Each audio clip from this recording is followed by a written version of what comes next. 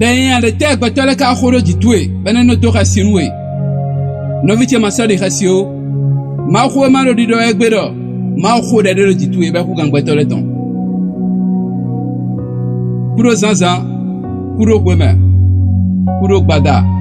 lo to de bude me adeo ora santa si gandi khodi ben kame mi mende lo beno do khonu ma o meton lo bono khode Minahane Mahomame, Deutéronome 28 verset 2, c'est Mahomantoué. Et oui, Milando, Dae Mahomavumavo, Mahomiton Khodo Midi, Bomise Tonio, et Nainda Benou, Mioladier. Et le Mahomavavo Khodade de Toué Novité. Yesi Koko Dayan, Debou, Yesino Zamel le Bukhodayan, Debou de Toué. Yesino, Wometiri le Bukhodayan, Debou de Toué. Et non, il noir. Le ma khode de retitwe ana tite lo bana khode ana kuno de ko nda yin de buba ye ko khodo dite yeno zame le khodo dite yeno ko metiri le khodo dite yeno ite honu le khodo dite bono alo pa de bu fi de bu de khodo dite akuno ni gbigba do Jesus Christ sin comme ni gbigba do Jesus Christ sin comme do de fo khodo nje ma ma vono ene de na ma tite me do gbazan toma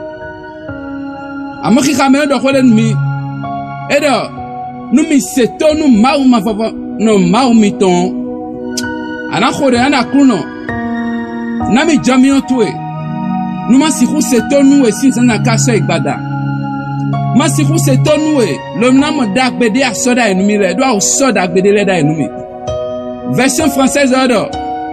e na comble mi kodo dagbede ma na comble mi na le di When you are mau no comble me eno gome kodo dagbede ko beno yin nano David yo nano wa yin e wa zomba oponu e me c'était mau ton wa be yin fofo la bido fine me khole do fine bada eo mi do lebite kaka bo yan vi pe vi na wa pe amro dagbe ye ton dagbede do vode do na de do vode we e do me kho yin me a Ero ya kwa ime nklo umia nwi ero ene me ha nkaka jafie egbe dinu amate mo da gbede bo c'est encore possible ana setonu ambeton si sera maou runu le maou na mi jamia masiho setonu e masiho setonu e do ko na setonu maou bazantu na dio ana do ko ba melena se e jamblo kule e na yira bilamo do ma konyo na de ditue bonyo na ene me vo yesi blonde bua note bura kruno masi hu setonwe do dagbede do diche bona se dagbe si vivi akhode de diche bona se da si vivi do Jesus Christ sin comme keze me gbeton ni yonwe